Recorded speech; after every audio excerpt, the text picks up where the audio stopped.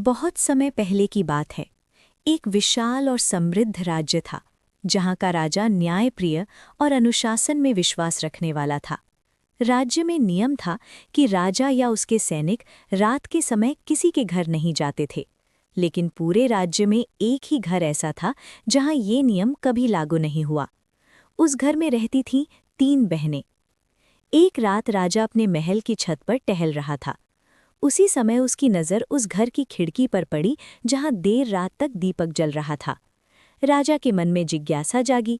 वो साधारण कपड़े पहनकर चुपचाप उस घर के पास पहुंचा और खिड़की के पास रुक गया। अंदर तीनों बहनें बैठी थीं और अपने भविष्य के सपनों की बातें कर रही थीं।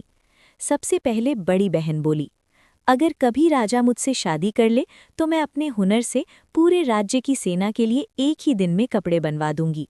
लोग मेरी तारीफ करेंगे और मेरा नाम दूर दूर तक होगा। फिर मंजली बहन बोली, अगर राजा मुझसे विवाह करे तो मैं पूरे राज्य को एक ही दिन में भरपेट भोजन करवाऊंगी। हर इंसान मुझे याद रखेगा। अब सबसे छोटी बहन बोली। उसकी आवाज़ शांत थी।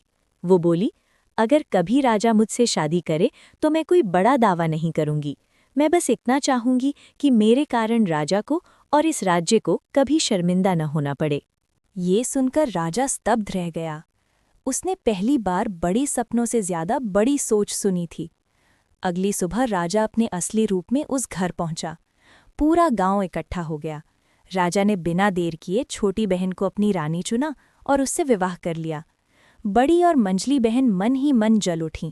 वहीं नई रानी बहुत कम बोलती थीं, लेकिन हर काम जिम्मेदारी से करती थीं।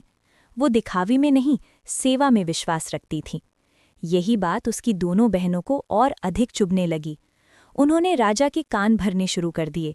कभी कहा कि रानी अशुभ है, कभी कहा कि उसके आने के बाद राज्य की खुशहाली कम हो गई है। राजा भ्रम में पड़ गया।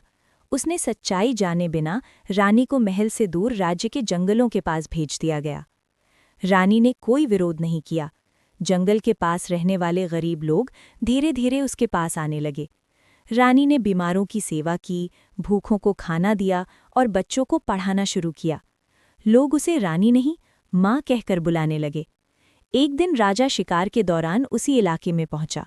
वहां उसने देखा कि लोग जिस औरत का सम्मान कर रहे हैं वही उसकी रानी है। राजा की आंखें खुल गईं। उसे अपनी गलती का एहसास हुआ। राजा ने रानी से माफ़ी मांगी और सच्चाई स्वीकार की। रानी ने शांत स्वर में कहा, बिना समझे लिया गया फैसला हमेशा नुकसान पहुंचाता है। आगे से